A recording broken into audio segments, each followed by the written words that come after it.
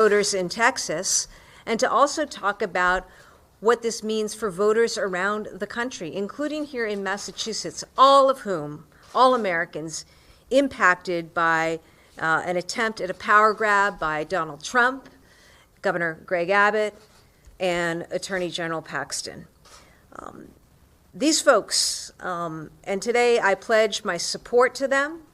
I appreciate so much their willingness to stand up and to stand forward on behalf not just of the great people of Texas, but of all Americans in what is a stand for free and fair elections in this country and a stand for fair representation.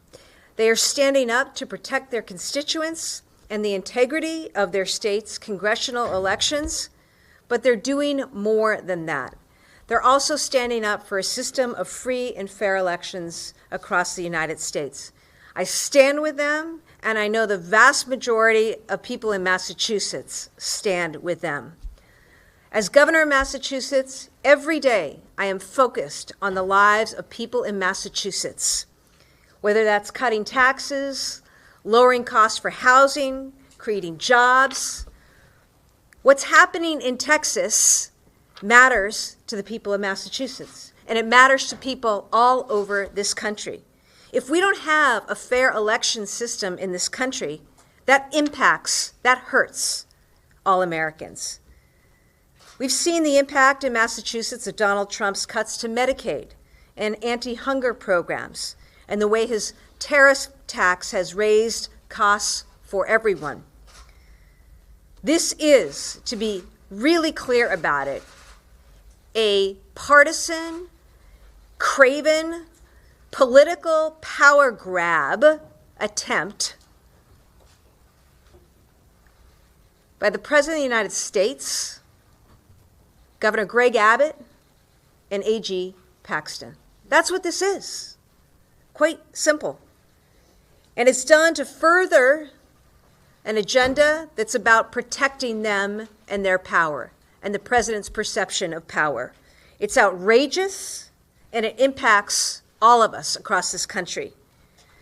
They're doing it by threat, by bullying people, by attempting to intimidate people, by attempting to invoke the criminal justice process to further their aim and their outcome.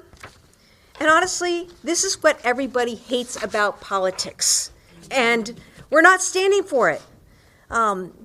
Elections and the election process should be free and fair. It should be representative. It should be done the way that our founders designed this a long, long time ago. And I think in Massachusetts, we know something about this. It was John Adams that wrote the Massachusetts Constitution, which became the model for the United States Constitution. And in a place where we welcome these good men and women from the great state of Texas to the Commonwealth, on this, the year of the 250th anniversary of Massachusetts and the birth of this nation, I just want to underscore what is going on here, what is happening in real time. This is an attempt to grab power, to change the rules, to determine a certain outcome. It has nothing to do with law. It is antithetical to law. It is antithetical to American democracy, and is antithetical to the functioning of American government, local, state, and federal, that we have known since the very beginning. That's what's going on here. And not only is it taking away a voice from, stealing the voice from Texas voters, it's stealing the voice and the vote, possibly, from voters around this country, from all Americans. And on top of that, all Americans are going to be impacted by what the next Congress looks like. The Constitution is so important. It's so important that every elected official in America swears an oath to uphold it. No matter what your party, no matter what your politics, democracy matters, free and fair elections matter. And it is on each of us, from wherever we are, to fight for that, to preserve that, to protect that fundamental truth of this great country. That is what these Texas legislators are doing. They've taken it upon themselves to be clear with the American public about what is happening. By leaving Texas, their beloved state and districts and constituents, they're only leaving in terms of physical presence.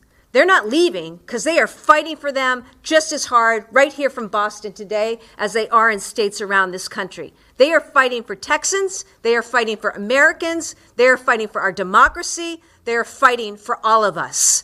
So I applaud their courage. I appreciate and welcome them to Massachusetts in the State House, and I am both proud and honored to stand with them today. I now invite Secretary Galvin to the podium. Thank you, Governor. I'm delighted to be with you and them today.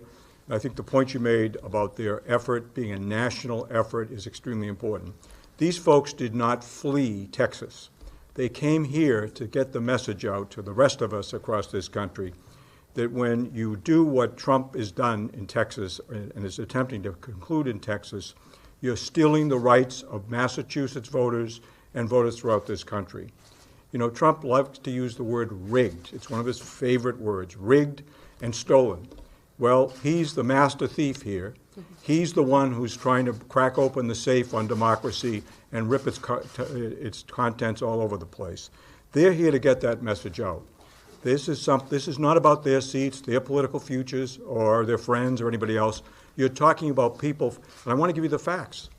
The Texas primary that this map is supposed to be placed in is scheduled for March 3rd of next year. That's barely over 6 months from now. So people in Texas won't even know what district they're going to be asked to vote in. And voters won't know who they're going to be asked to vote for. That's the kind of democracy, which is laughable to call it a democracy, that Trump wants.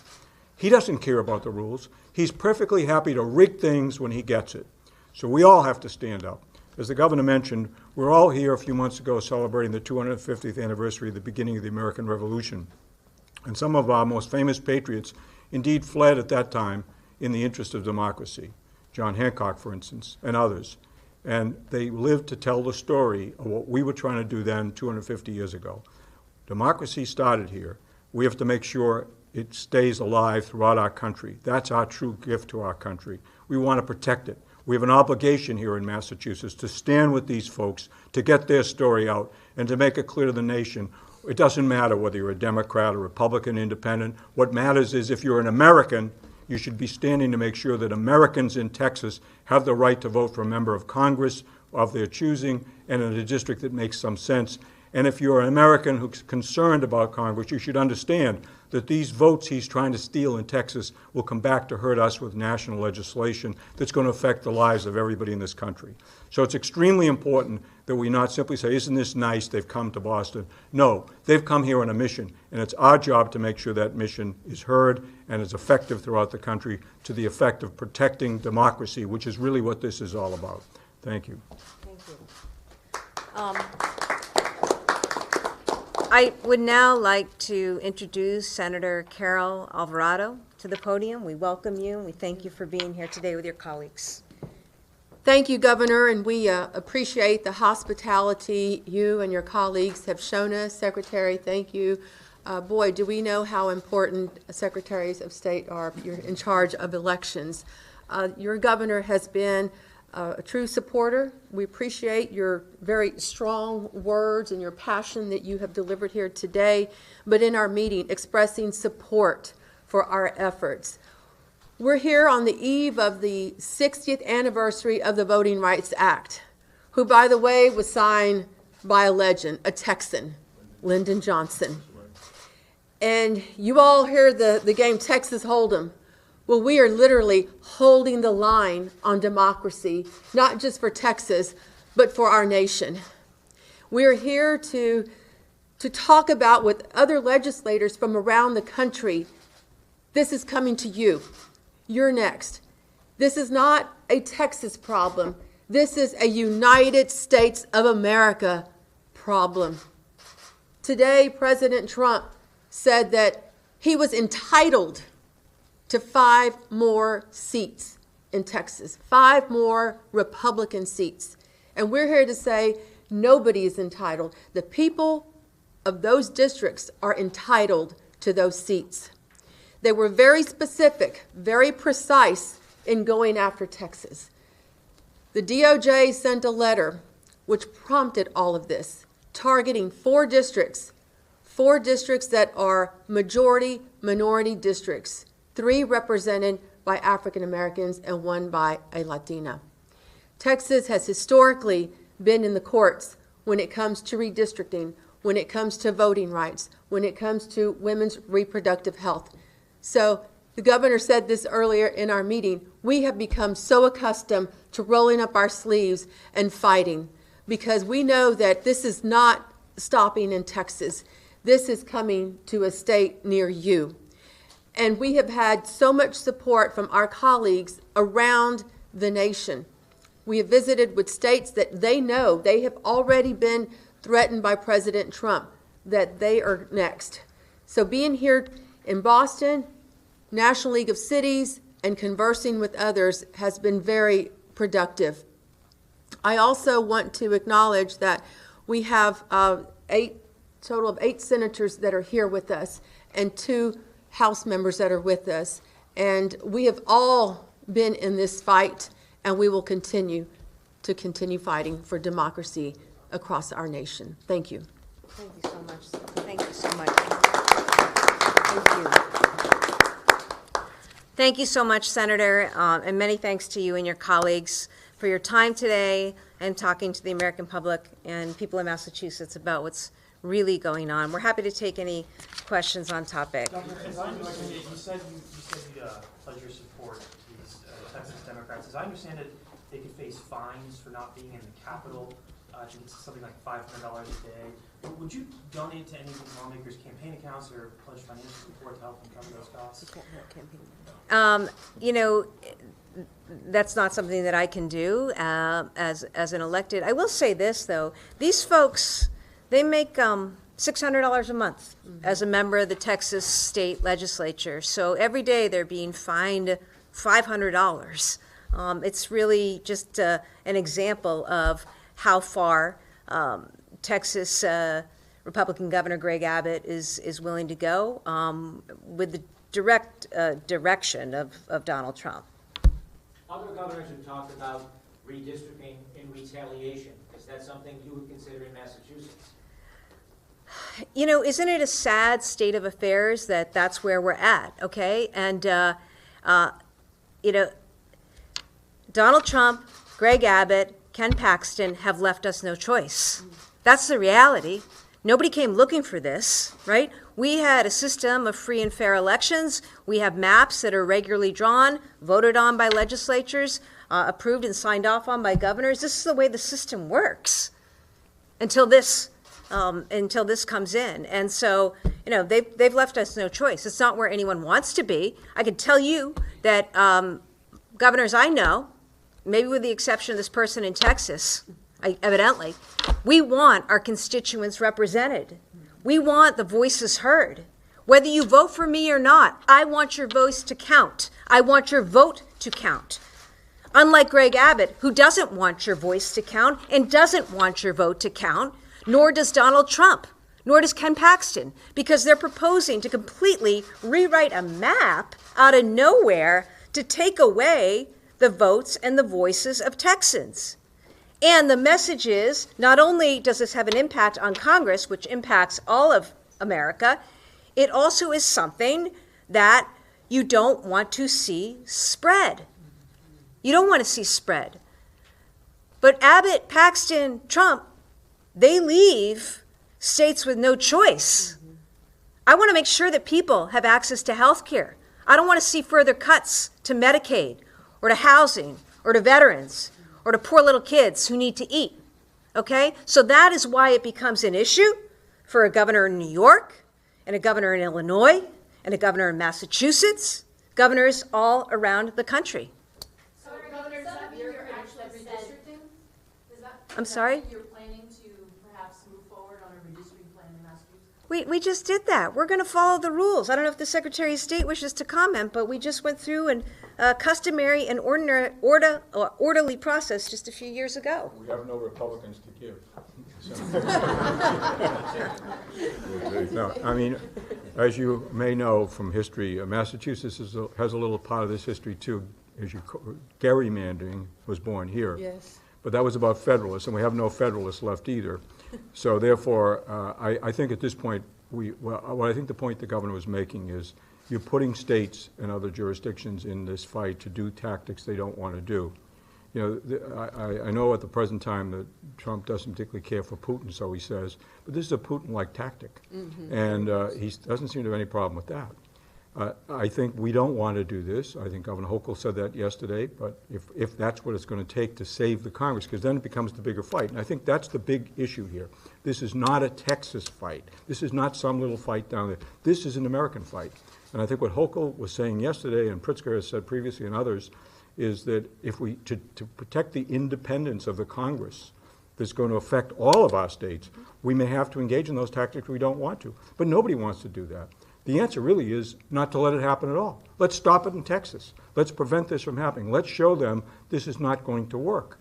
And that's really what we need to be talking about. And that's why we're speaking about it. We're not talking about just to say, hi, welcome to Boston. We're saying we want to stand with you. We want to get your message out to the country.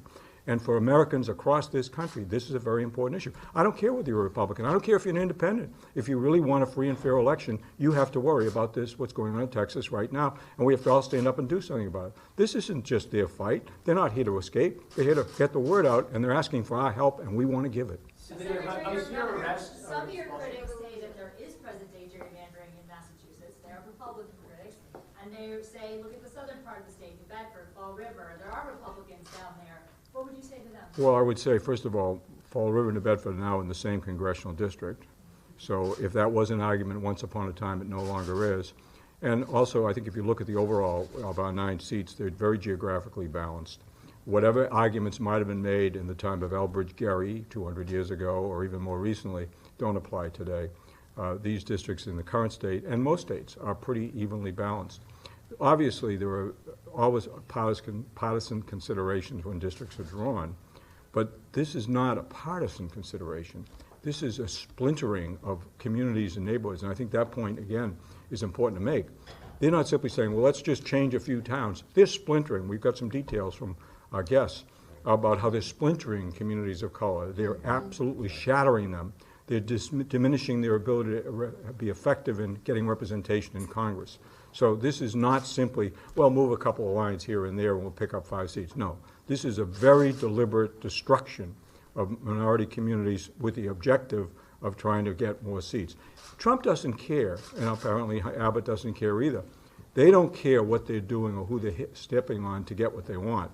And they don't care whether they're stepping on us either, all of us. Again, if you are an American and you care about freedom of elections and you care about voting, you have to be against what's going on here. We don't want to see Democrats doing it. We don't want to see Republicans doing it. But if we all don't stand up and say this tactic is unacceptable, it's beyond the pale, that's what we're going to get. And we don't want that. They don't want this spreading to other states, neither do we in this state of Massachusetts. But we have to call it out now. That's the only way to stop it. And I just add, just remember to add a little bit to that question too. The Massachusetts maps, in my view, are fair. They were drawn after a robust process and signed into law by Republican Governor Charlie Baker. Senator, hang on a second. On this accusation that maybe Democratic states gerrymander just like, or gerrymander, thank you for that, gerrymander just like Republican states do. They do it every 10 years. What's so offensive about this is not that there would be political and partisan interest in mind. That's been for all of history. Is that they're doing it in the middle without a decennial census, and they're doing it for the sole purpose of insulating themselves from voter retribution against their failed leadership and bad policies. That's what's wrong with this. Are we going to do this every 2 years? Every time the administration does something that the voters hate, they redraw the maps to insulate themselves from the democratic process. That's dangerous, and that's what's happening. Sorry to interrupt. Why don't you introduce yourself? I'm supposed to identify myself. Fines or expulsion? I'm Nathan Johnson. I'm state senator from Dallas. Do you fear the fines, the expulsion, the threats of arrest? I'm sorry. Do you fear any of the threats of arrest? No, and that would be these two. Do you want to say That would be these two. Yeah, just introduce yourself. Yes. Good afternoon, everyone. I'm State Representative Anna Hernandez, and this is my colleague, Representative Armando Wally. We are both members of the Texas House from Houston, Texas. And to answer your questions, yes, the $500 a day fines are already being assessed. They will not be paid until if and when we return. So that is not what we're concerned about, and we have not fled the state. And I do want to take this moment to say thank you to Governor Healey and the Secretary of State. Thank you for welcoming us. Thank you for the support, because that is what we're in search of. As we fled, didn't flee, as we left the state, it was to make sure that our constituents have a voice, because that's what this process is doing. It's silencing our constituents, and we will not stand for it. What about the threats of arrest or expulsion? There have been civil arrests, civil warrants that have been filed that they don't have jurisdiction beyond the state. So that's why we have traveled outside of the state of Texas. Armando Wally, the price to pay is pales into comparison to the rights of everyday people, everyday constituents that we represent proudly. Not scared at all. Come and take it. Are those fines only for House members, or are they for both House and Senate? House The members. House has separate rules. Does the Senate face any financial repercussions? No. Not currently. So you, Not yet. the way the fines are in response to the last redistricting or the last quorum break that occurred in 2021. The House changed the rules to force us back and to prevent us to try to leave punish again, us. to punish those members that are using the parliamentary procedures that are in place that we've used for over 100 years. You can't use your campaign funds. These have to come out of your personal finances. Governor, do you see that a legislative solution is needed as the legislature has passed a shield bill? Do we need something similar in Massachusetts to prevent something like this from unfolding here? I'm sorry, I don't follow. I'm curious if you see a legislative solution that's needed. Democrats here have really focused on the shield law in response to what's going on with Republicans. Is there a comparable law that needs to happen in Massachusetts to prevent this type of situation from Texas coming into Massachusetts? When it comes to elections, they are free and fair here in Massachusetts. We continue to abide by the law and the maps that were drawn and approved years ago by then Governor Baker. And in terms of whatever actions that we need to continue to take, I'm going to be prepared to take them if it's in the best interests of the Massachusetts people. And we've done that several times over the last several weeks in the face of and in the wake of, devastating and draconian actions by Donald Trump and his administration. So with that, thank you, everybody. Thank you. Thank you.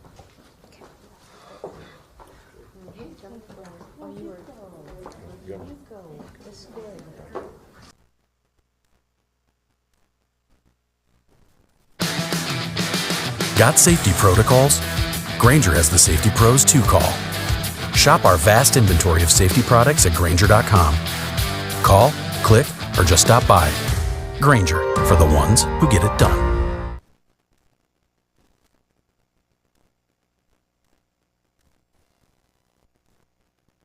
People everywhere are recommending GoodRx. My neighbor showed me the app. It helped me save on my kids' allergy pills. GoodRx